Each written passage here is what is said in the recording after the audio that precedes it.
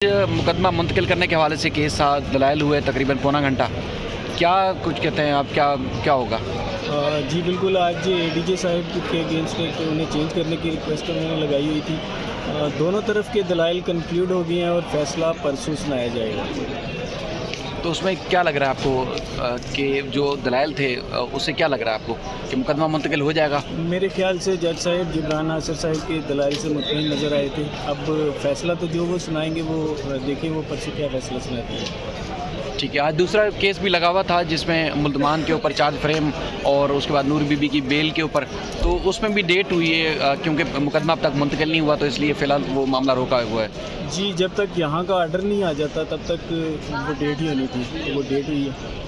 अच्छा, एक छोटा सा सवाल है, अगर आप मुनासिब समझें तो जवाब दीजिएगा। एक खातून ने सोशल मीडिया पे एक पोस्ट शेयर की जिसमें वो दावा कर रही हैं कि मुबैना मुग़विया का उससे रब्ता हुआ है और वो बड़े बड़े कमेंट्स पास कर रही थी। तो ऐसा क्या फैसिलिटी है, ऐसा कुछ मुमकिन है कि बच्ची उनसे रब्ता कर सकती है या रब्ता कर रही है?